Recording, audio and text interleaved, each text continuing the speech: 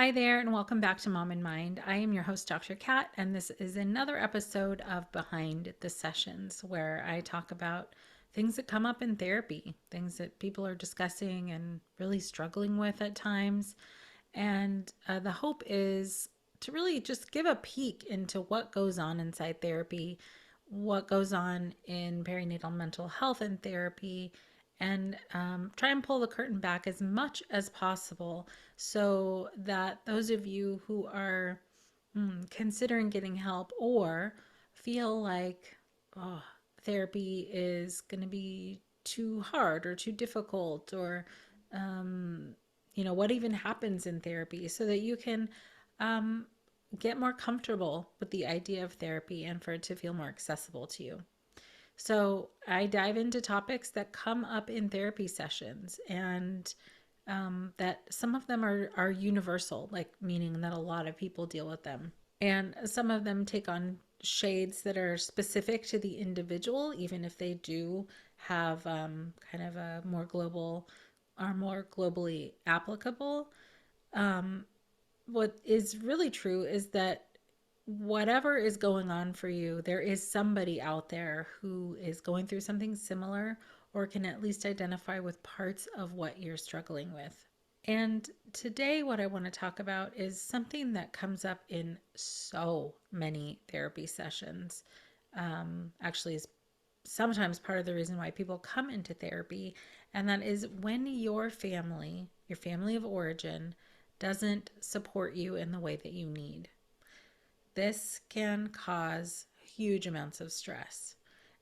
As you've probably heard in many of our other episodes, having support is really, really important.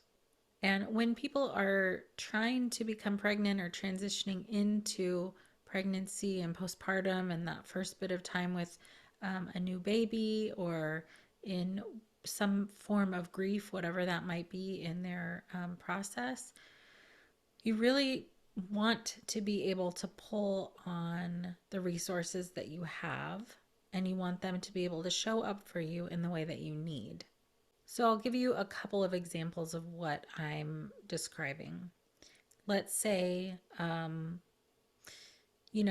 you have an on and off or sometimes difficult relationship with your mother, or it's an okay relationship, but isn't super deep, or you don't feel like she's emotionally available to you in general. And then you are going through the transition of becoming a parent. And what I find to be true is that during that time is one of the highest times of need for your parent to be the parent you've always wanted them to be or needed them to be. And therefore, if they are not, and can't meet those needs for you, how disappointing that can be, how angering, how saddening, how frustrating any feeling could come up during that time of really really needing that parent and wanting that parent and for them to sort of disappoint you again. So people who are going through this transition into parenthood are often going through it, if you are going through this for the first time on your own. The examples of how to do these things have come from either your family of origin or other people that you are close with. So if you don't have that relationship to rely on to help guide you through any number of things, you're kind of flying blind at that point. You're making things up as you go, which we have to do anyways, but it is nice to feel like you have an anchor somewhere, somebody that you can rely on or turn to when you're having feelings, when you're having confusion, when you have questions. And if you don't have that support that is available to you, it can feel even more stressful to be going through the transition into parenthood. One of the ways I've seen this kind of play out is that, that hope for your parent to be the parent you've always needed, it's not always like a conscious process. It's not always top of mind, something that you're going into parenting thinking like, oh, I'm really going to need my parent to be a parent, the adult or the leader. It's not a conscious process always. So sometimes what happens is, you can let's say you become pregnant, or you're going through a fertility process, and finding that you're bumping up against some emotional stuff, and you go to maybe talk to your parent about it. Let's say you're going to go talk to your mom about it, because you just need to talk some stuff through. And then she's not available to talk about it, meaning she cuts you off or minimizes your experience or talks about herself instead. And that feeling that comes up from that interaction is, for some people, kind of like a small gut punch. Like, oh, I came to you because I needed to talk to you about something and you're not there for me. And there's an additional, for a lot of people, anyways, there's this additional feeling of, I really need my parent to be the parent now. And when they are not, it's doubly disappointing. And sometimes, even if I can say, almost an assumption that, let's say in this example, that the mom is going to be able to kind of show up in the way that is needed, finally, maybe. But if she's not, if she's kind of being the parent that she's always been, or not treating this new scenario with the gentleness or support that you need, it can feel really, really devastating and disappointing. Some of the ways that I've seen and heard parents not show up are, let's say, like, not asking questions.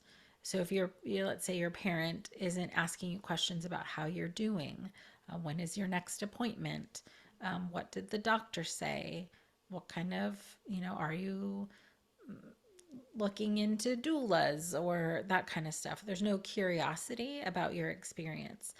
Um, that can be really hard to not have sort of somebody thinking with you about your needs. Or sometimes people feel judged by their parent. So, for instance, if let's say, if you are in the process of fertility treatments, and you are trying to become pregnant through IVF, you could have a parent be judgmental that you're not trying some other thing that they happen to randomly find on the internet. That they're telling you that you should try X, Y, or Z, as if you haven't already thought about every possibility under the sun of how to try to become pregnant. But they are judging you for your strategy or how you're going about things, or if you let's say do have a new baby, they could be judging why you chose the feeding modality that you chose, whether that be like nursing or bottle feeding, or how you comfort your child. So there can be like this other side where it's more of like an intrusiveness or a judgment about how you're doing things. And for some people, some of their parents can do both. They can be very intrusive in certain ways and kind of absent in other ways. There's another example of another way that the parent relationship can be disappointing. I'm thinking of an example where this mom had a baby, and everything was okay, but came home with baby, and the mother, her mother, came to visit and to see the baby, and the mom was thinking, okay, my mom is coming and is going to help me take care of stuff. So for this example, I'll call the mom of origin grandma, and the person who gave birth mom. So the grandmother comes over and doesn't do anything, doesn't help, doesn't really lift a finger, doesn't ask what the new mom needs, and doubles down on not helping by asking for her own needs to be met. So at this point, new mom, newly postpartum, is not only taking care of a new baby, but also taking care of her own mother. So, family relationships are quite complex. That I think goes without saying. But if we go into this reproductive period time with, I guess, like unfulfilled needs from our family of origin, it is totally natural and normal to want them to show up in the way that you need them to show up when you're going through major life changes. And it's disappointing and upsetting when they don't. So the struggle that happens for people, this contributes when these dynamics come up and people are not only struggling with their own reproductive journey, but now also struggling with their family of origin and the ways in which they're, not being supportive. It makes things just that much more complex. And it's not that we're always necessarily thinking of things on this fully conscious um, processing, our thoughts and our feelings level. It could just be like a felt sense of sadness or disappointment, um, or even avoidance if you're trying to avoid a family member that is intrusive or that you have to take care of. Or you could be feeling a lot of grief, just sadness that you are not getting the help that you need and that your parent isn't showing up in the way that you need. And those are real feelings. It doesn't matter that you're an adult. It doesn't matter that you are having your own child or that whatever, you have a job or a career in an apartment or house, or you have all these things of stability or things that you've created in your own life. The way that humans operate is that we need connection. We need to feel supported. We need to have community.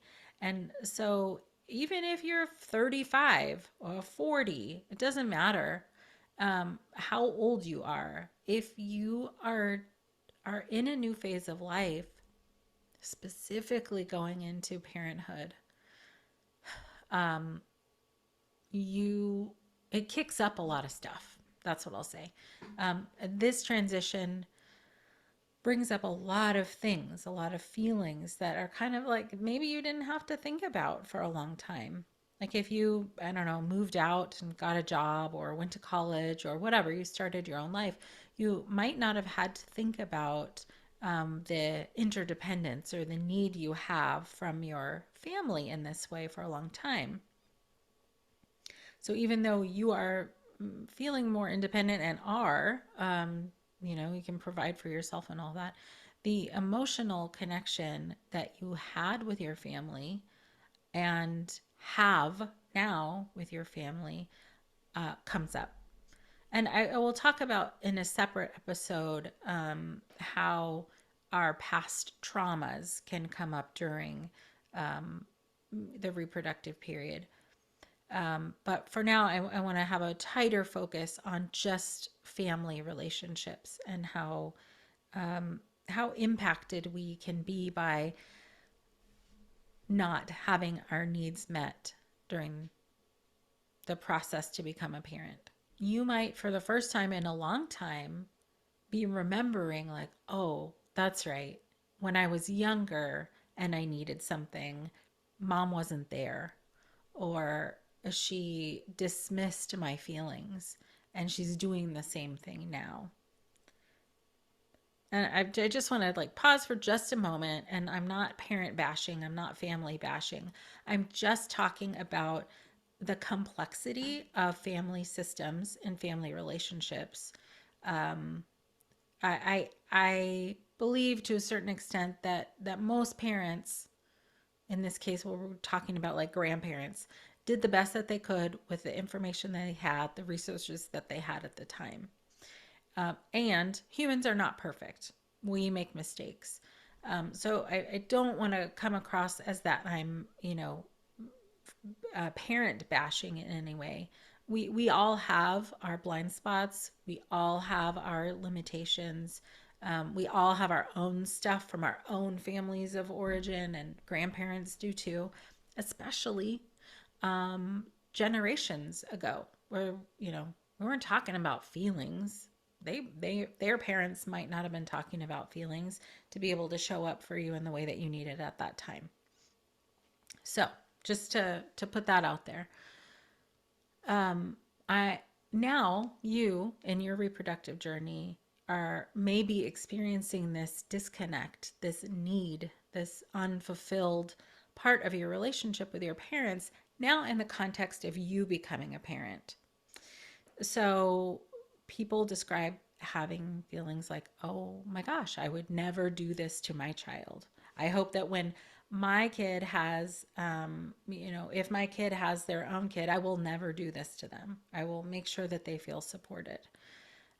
So you're kind of holding two different worlds in a way, sometimes three. You could be holding like what is happening currently. You don't feel connected with your family, or you're not getting the support that you need. You're holding your own past of relationships with them and how that was, let's just say, unfulfilling or didn't meet your needs at the very least. Let's say, I mean, it could be have been much worse than that. And now you're holding this like new life, this hope for the future and how you're going to be. This is so complex. And like I said before, we're not necessarily thinking about this on a super cognitive level, like sitting down and thinking, like, analyzing all of this. It could just be these felt senses, this overwhelm of anger, of sadness, of grief, of disappointment, of confusion, of loss of hope, for the relationship that you wanted to have with your parent. Um, Potentially even loss of a relationship that, or hopes for the kind of relationship that you wanted your parent to have with your child. So, all of that is incredibly complex, and I'm not even listing all of the complexity. I'm just talking about parts of it. What happens in therapy is that we're trying to figure that out, untangle those feelings, name them where we can, understand them where we can, and find ways to still stay in relationship with family members, even if they're not going to be there in the way that you need them to be there. That could, you know, look like setting different boundaries with family members, or it could look like limited contact in some cases. Or it can be learning how to communicate what your needs are in a different way. And in part, if somebody's coming to therapy, they are an individual coming to therapy, but they are bringing with them the complexity of their family and their life and all of that. Some families of origin are open to having discussions about this and like talking about feelings, and others are not.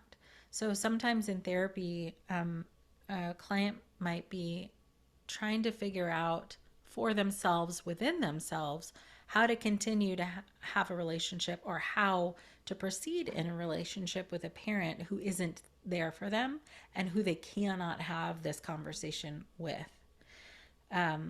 Obviously, if you have a parent who's open to having a discussion about repair, in the relationship, or how to shift things and change things, then great, that's always awesome, but is often not available to people, for multiple reasons. One, it might be a hard discussion to have for you, or it could be that your parent doesn't have the capacity to understand their own role in the situation, or might not want to reflect on that. It's you just never know where somebody else is at. And again, like there's billions of people in this world, so there's that many ways to be a human. So it's not like one rule is gonna work for every person. This is all very individual, and that's part of the work that happens in therapy. Is although I'm talking about something that can be applicable to a lot of people, how it is embodied for you, how it impacts you, and how you are trying to figure out how to interact with your family around this is very individual. And that is, for me, the beauty of therapy is, um, that's the therapist. And in my case, that's me and you trying to figure out how to make things more tolerable, how to put plans in place so that your transition into and through parenthood feels better to the extent that it can. Talking about in relation to a parent who's not there for you or not there for you the way that you need.